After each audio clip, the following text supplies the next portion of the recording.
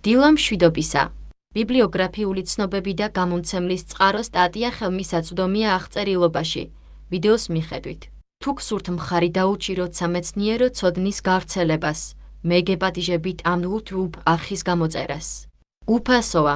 ასევე გთხოვთ, შეგიძლიათ დააჭიროთ თითს, რომელიც მიუთითებს ზემოთ. მისტერ ბრედფორდ ჰილი ერთ-ერთი დიდებული იყო ეპიდემიოლოგიისა და სამედიცინო სტატისტიკის ერთ-ერთი დიდებული. მე-20 საუკუნის შუა პერიოდში კიდევ ერთი დიდებული, ბატონი რიჩარდ თოჯინით, ბრედფორდ ჰილმა წამოიწყო ეპიდემიოლოგიური კვლევები, რომლებიც ძალზედ უნდა ყოფილიყო სიგარეტის მოწევასა და ფილტვის კიბოს შორის მიზეზობრივი კავშირის გამოვლენაში. ამასთან, ეს ბმული არ იქნა მიღებული ბრძოლის გარეშე, ხოლო ეპიდემიოლოგიური ასოციაციის უშუალო მიზეზშედეგობრივი ინტერპრეტაციის მოწინააღმდეგეები მოიცავდნენ ისეთ მნიშვნელოვნებს, როგორიცაა გამოჩენილი სტატისტიკოსი ბენი რონალდ ფიშერი. დებატებმა, ბ-მა ბრედფორდ ჰილმა გარკვეულწილად განიხილა, თუ როგორ უნდა იქნას განმარტებული ეპიდემიოლოგიური კვლევების შედეგები და ამან განაპირობა 1965 წელს გამოქვეყნება მედიცინის სამეფო საზოგადოების სამართალწარმოებაში, მისი სემინარული ფურცლის ასოციაციისა და მიზეზების შესახებ. ამ საეტაპო ფურცლის გამოქვეყნების 50 წლის იუბილე რომ აღინიშნოს, იგი რეპროდუცირდება ჟურნალის სამეფო მედიცინის საზოგადოების ჟურნალის ამ ნომერში. მისტერ ბრედფორდ ჰილის 1965 წლის ფურცელი ღირსშესანიშნავია, რომელიც სავსეა შეხედულებებით. იგი გვთავაზობს 9 სახელმძღვანელოს ხშირად შეცდომით მოიხსენიება როგორც კრიტერიუმები, რომელიც ბ-მა ბრედფორდ ჰილმა ცხადყო, რომ ისინი არ იყვნენ, რომლის წინააღმდეგაც ეპიდემიოლოგიურ კვლევაში ნაპოვნი სტატისტიკური ასოციაცია შეიძლება შეფასდეს იმის შესახებ, არის თუ არა მიზეზობრივი ინტერპრეტაცია გონივრული თუ არა. ამ სახელმძღვანელო პრინციპებიდან ყველაზე მნიშვნელოვანია სიძლიერე ძლიერი ასოციაცია უფრო სავარაუდოა რომ მიზეზობრივია, ვიდრე სუსტი, თანმიმდევრულობა ასოციაცია შეინიშნება სხვადასხვა კვლევებში, სხვადასხვა გარემოებებში, დროში და ადგილებში, ბიოლოგიური გრადიენტია. დოზერიზაცია. ექტ უნდა იყოს უფრო დიდი ზემოქმედების უფრო მაღალი დონით და დროებით ეტაკთ მიჰყვება პოტენციურ მიზეზს შესაბამისი ინტერვალის შემდეგ. კიდევ ერთი სახელმძღვანელო, ბიოლოგიური მიზანშეწონილობა, იზრდება მნიშვნელობის, როგორც დაავადების ეტიოლოგიის ფუნდამენტური ცოდნა გროვდება, მაგრამ ასეთი ცოდნა აშკარად არ არის სრულყოფილი, რამაც სიფრთხილით უნდა მოაცილო შენიშვნა ამ სახელმძღვანელოს ზედმეტი აქცენტირებაში. ამის მიუხედავად, გარკვეული სტატისტიკური ასოციაციების პირდაპირი მიზეზობრივი ინტერპრეტაცია გააფართოვებს სანდოობას იმის გათვალისწინებით, რაც დღეს ცნობილია. რა არის ეს ეპიდემიოლოგიის შესახებ, რომელიც მოითხოვს დეტალურ შემოწმებას მისი განმარტებების ინტერპრეტაციის შესახებ, მაგალითად, მისტერ ბრედფორდ ჰილმა. გარდა რამდენიმე კვლევისა, რომელთაც შეუძლიათ კლინიკურ კვლევებზე პიგიბაკ, ეპიდემიოლოგია არის დაკვირვებულიე. არა ექსპერიმენტული მეცნიერება. ეს ეწინააღმდეგება რანდომიზებულ კონტროლირებად კლინიკურ კვლევებს, რომლებიც ექსპერიმენტული განლაგებებია, სასწავლო საგნები რანდომიზებულია გამომძიებლების მიერ სამკურნალო ჯგუფებს შორის, რათა ნებისმიერი ფონის ინდივიდუალური განსხვავებული დანა ჯგუფებს შორის. სადამკვირვებლო ეპიდემიოლოგიაში, ჯგუფებს შორის სასწავლო საგნების რანდომიზაცია, ვთქვათ, თამბაქოს სკვამის ზემოქმედების სხვადასხვა დონეზე შეუძლებელია, რადგან კვლევები, რომლებშიც ადამიანები მიზანმიმართულად ექვემდებარებიან პოტენციურად მავნე ნივთიერებებს, პირადი სარგებლის რეალისტური პერსპექტივის გარეშე, არაეთიკურია. შედეგად, ეპიდემიოლოგია უნდა დაეყრდნოს ყოველდღიური ცხოვრების გაუთვალისწინებელ პირობებში წარმოქმნილ მონაცემებს, გამომძიებლების მხრიდან ჩარევით და ეს მნიშვნელოვნად ართულებს ეპიდემიოლოგიური საკითხების ინტერპრეტაციას.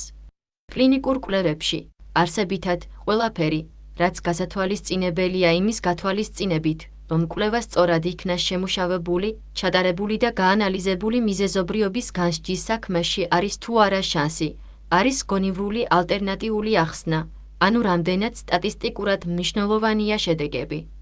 ეპიდემიოლოგიაში არა, მხოლოდ უნდა იქნას გათვალისწინებული სტატისტიკური განაწილება, არამედ სისტემური შეცდომების პოტენციური არსებობა პირველადი შეშფოთება არის სასწავლო მონაცემებში მიკერძოებულობის არსებობა, მაგრამ სხვა შეცდომები შესაძლებელია და დამაბრკოლებელი, როდესაც კვლევაში განხილული ფაქტორი არის ასოცირდება კიდევ ერთ ფაქტორთან, რომელიც შედეგს ახდენს შედეგს, წარმოქმნის დამახინჯებულ, პოტენციურად შეცდომაში შემყვანი შედეგს. მიკერძოება შეიძლება შეიტანოს კვლევაში მრავალი დახვეწილი და არც ისე დახვეწილი გზით.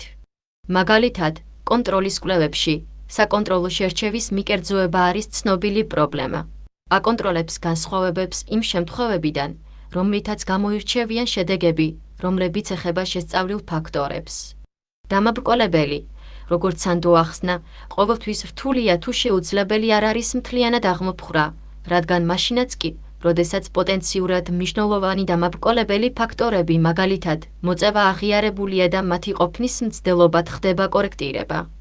ამრიგად, ეპიდემიოლოგიური კვლევისთვის ყველაზე უჩვეულოა წარმოქმნა, რაც მათივე უფლებით შეიძლება ჩაითვალოს, როგორც ცალსახად დემონსტრირება მიზეზეშის ურთიერთობის შესახებ. არაექსპერიმენტული კვლევების თანდაყოლილი უნდობლობა, სავარაუდოდ, ეს იყო მატერიალური მიზეზი, რომელიც ემყარება მისტერ რონალდ ფიშერის კითხვას თავდაპირველად, ყოველ შემთხვევაში პირდაპირ მიზეზობრივ ინტერპრეტაცია სიგარეტის მოწევასა და ფილტვის კიბოს შორის ასოციაციის პირდაპირი მიზეზობრივი ინტერპრეტაციით. ბ.მ. ბრედფორდ ჰილი მოუწოდებს ეპიდემიოლოგებს ყურადღებით დაეჭვონ არსებული მტკიცებულებები იმის შესახებ, არის თუ არა გონივრული ასოციაციის მიზეზობრივი ინტერპრეტაცია, ან არის თუ არა ალტერნატიული ახსნა მხოლოდ შესაძლებელი, მაგრამ ალბათ სავარაუდოა. იგი ამგვარად აჯამებს სიტუაციას.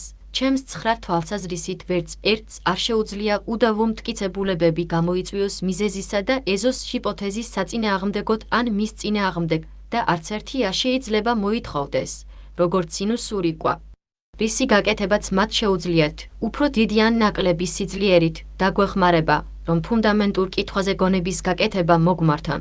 არსებობს სხვა გზა ჩვენს წინაშე ფაქტების სიმრავლის ახსნის შესახებ, არსებობს თუ არა სხვა პასუხი თანაბრად, ან უფრო მეტი, ალბათ, ვიდრე მიზეზი და ეფექტური.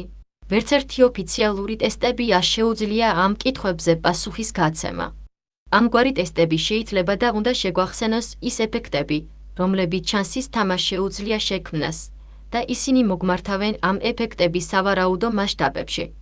ამის გარდა ისინი არაფერს უწყობენ ხელს ჩვენი ჰიპოთეზის მტკიცებულებას. რაც მისტერ ბრედფორდ ჰილმა წარმოქმნა, იყო ჩარჩო სტრუქტურირებული მიდგომისთვის ეპიდემიოლოგიური საკითხების ინტერპრეტაციისთვის. გაითვალისწინეთ ის, რაც ამბობს სტატისტიკური მნიშვნელობის როლზე, უაღრესად მნიშვნელოვანი შედეგები გვეუბნება, რომ შანსს ნაკლებად სავარაუდოა, რომ არ შექმნან ასოციაცია ყოველ შემთხვევაში, არა საკუთარი თავის, მაგრამ ეს შორს არის მიზეშედეგობრივი ურთიერთობის დემონსტრირებისაგან. მართლაც, უკიდურესად მნიშვნელოვანმა შედეგმა შეიძლება მიუთითებდეს მიზეზობრივი ბმული, მაგრამ შეიძლება წარმოიქმნას მიკერძოება ეს სასწავლო მონაცემებში ან სისტემატური შეცდომის კიდევ ერთი წყარო და უნდა იმოქმედოს როგორც სპური, რათა შეისწავლოს ალტერნატიული ახსნა უფრო ინტენსიურად. სასებით გასაგებია, რომ ეპიდემიოლოგებს სურთ დაასახელონ რაიმე მნიშვნელოვანი დაავადების მიზეზების და საზოგადოებრივი ან პროფესიული ჯანმრთელობის შესახებ, მაგრამ არსებობს ვალდებულება, რომ შეეცადონ უკან დაიხიონ გამოკვლევა და შეეცადონ შეასრულონ მიუკერძოებელი შეფასება მიკერძოებულობის პოტენციური ზემოქმედების შესახებ და მისი დაბნეულობა. შედეგები. ეს ადვილი არ არის, რადგან ყველაზე უჩვეულოა, რომ სადამკვირვებლო მონაცემები არ იყოს განთავისუფლებული მიკერძოების ნებისმიერი წყაროსგან. კითხვა, შეუძლია თუ არა გამომძიებლებს განასახიერონ გავლენის ხარისხი, რომელიც შეიძლება მიეკუთვნებოდეს მიკერძოებას, საბოლოო ჯამში, ეს შეიძლება საუკეთესოდ დარჩეს დამოუკიდებელ მიმოხილვაში. ბატონი ბრედფორდ ჰილის ეპიდემიოლოგიური ასოციაციისა და მიზეზების დეტალური გამოკვლევის შემდეგ, ნახევარი საუკუნის შემდეგ, მისი ნაშრომი დღესაც მნიშვნელოვანი მნიშვნელობისაა, შესაძლოა, უფრო მეტიც, იმის გათვალისწინებით, თუ რა რაოდენობის ეპიდემიოლოგიური კვლევები ხდება. სადამკვირვებლო ეპიდემიოლოგია მნიშვნელოვანი წვლილი შეიტანა ექსპოზიციებსა და დაავადებას შორის მიზეზობრივი კავშირების დამყარებას და მნიშვნელოვან როლს ასრულებს. მაგალითად, საერთაშორისო სააგენტო საერთაშორისო სააგენტოს შეფასებისას, ადამიანის ექსპოზიციის ფართო სპექტრის კანცლოგენურობის შესახებ, მაგრამ ეპიდემიოლოგიური კვლევების პოზიტიური შედეგები ხშირად აღმოჩნდა საკამათო და გარდამავალი, რაც იწვევს სკეპტიციზმს, თუ არა ცინიზმს. შესაძლოა, მისტერ ბრედფორდ ჰილის ფურცელს უნდა მოეთხოვოს კითხვა, არა მხოლოდ ეპიდემიოლოგების მიერ, არამედ ზოგადად სამედიცინო პროფესიის მიერ და მის ფარგლებს გარეთ.